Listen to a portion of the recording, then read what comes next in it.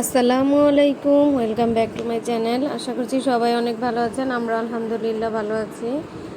তো সবাইকে জানাচ্ছি স্বাধীনতা দিবসের শুভেচ্ছা। আর আজকে আমি একটু রান্নাবান্না করেছি, কিন্তু রান্নাটা শেয়ার করতে পারিনি কারণ আইমানের পাপা অনেক অসুস্থ। তো ঝামেলার মধ্যেই ছিলাম, আর তাড়াহুড়া করেই সব কিছু রান্না করতে হয়েছে। আমি এখানে মুরগি ভুনা করেছি, গরুর মাংস রান্না করেছি, আলু দিয়ে পোলাও রান্না করেছি। আর আমরা এখন খেতে বসছি। আর আইমানের বাবার শরীরটা খুবই খারাপ। ওর এমনিতে দেখা যাচ্ছে যে শরীর তেমন একটা গরম না, কিন্তু ওর ভিতরে অনেক নাকি খারাপ লাগতেছে। তো এই জন্য কিছুই ভালো লাগতেছে না। আর বাসায় একজন অসুস্থ মানুষ থাকলে দেখা যায় পরিবেশটাও কেমন ভালো লাগে না আর কি। তো সবাই দোয়া করবেন আইমানের বাবার জন্য, যেন তাড়াতাড়ি সুস্থ হয়ে যায়। আর সিজনটাই মনে হয় এরকম যে সবাই অসুস্থ হচ্ছে। আমার মার শরীর ভালো না, এদিকে আমার বোনেরও শরীর ভালো না, এখন আইমানের পাপাও শরীর ভালো না। তো সব দিক থেকেই মনটা খুব খারাপ। সবাই দোয়া করবেন, আমার মা, বাবা, আইমানের পাপা সবার জন্যই দোয়া করবেন। আমিও আপনাদের জন্য দোয়া করি, সবাইকে যেন আল্লাহ সুস্থ রাখে, সহি সালামত রাখে। আর এখন দিনটাও খুব খারাপ যাচ্ছে, করোনাও দিন দিন বেড়েই যাচ্ছে। আর এখন করোনা হলে নাকি মানে দ্রুত শরীরটাকে অসুস্থ করে ফেলে, আর খুবই অসুস্থ হয়ে যায়। তো খবরগুলি দেখছি আর খুব খারাপ লাগছে, ভয়ও লাগতেছে যে সামনের পরিস্থিতিগুলি কেমন যেন হয়। ফ্রান্সের অবস্থাও ভালো না, নতুন করোনা নাকি হয়েছে, টেস্ট করলেও ধরা পড়ে না। তো ভালো লাগতেছে না, মনটাও খারাপ। এর জন্য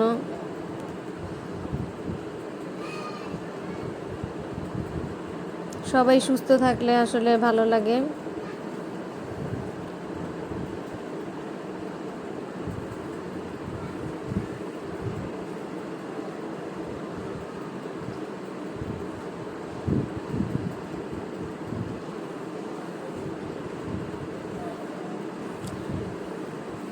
তো দুপুরে খাচ্ছি, খেতে তো হবেই। বেঁচে থাকতে হলে খাওয়া দাওয়া, কাজকর্ম সব কিছু চালিয়ে যেতে হবে। তো আইমানের পাপা বেশি একটা খায়নি। আমিও ওর জন্য, ও যদি মানে আমি রান্না তো করি ওর জন্যই, তো ও যদি ভালোভাবে খেতে পারে আমার খুবই ভালো লাগে। খেয়েছে, কিন্তু শরীরটা ভালো না, এই জন্য বেশি একটা খেতে পারেনি। তো এটা হচ্ছে বিকেলে আবার ওকে একটু নুডলস রান্না করে দিচ্ছি।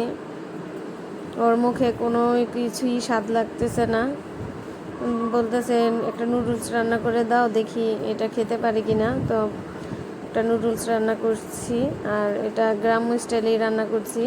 নুডলসটাকে সিদ্ধ করে রেখেছি, তারপর আমি ডিম ভেজে রেখেছি, আর গাজর আলু ছোট ছোট করে ভেজেছি। আর এখন রান্না করা মাংসটাকেও ভেজে নিচ্ছি।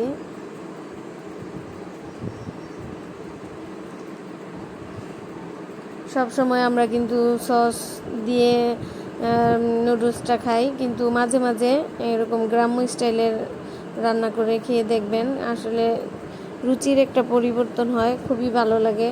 আর অনেক দিন পরে এরকম করে নুডলসটা খাচ্ছি, ভালোই লেগেছে।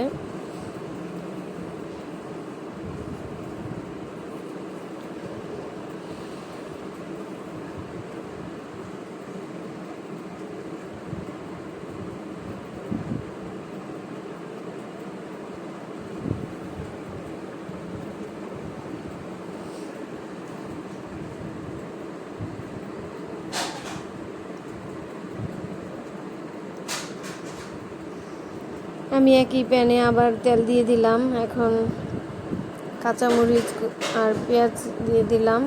এটাকে একটুখানি ভেজে নুডলসটাকে আর কি বাগার দিয়ে দিচ্ছি। অল্প একটু আদাও দিয়ে দিলাম।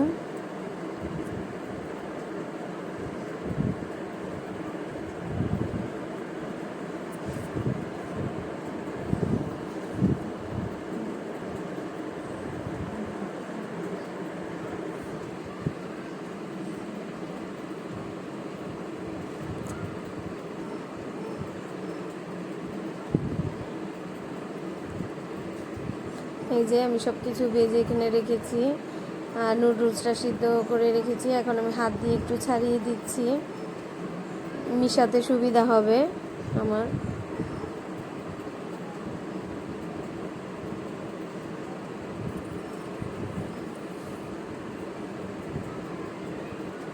প্যাকেটের মশলাটা দিয়ে দিলাম, আর খুবই কালারফুল হয়েছে আর খেতেও মজা হয়েছে। এখানে আমি কোনো সস বা সয়া সস ইউজ করি নাই,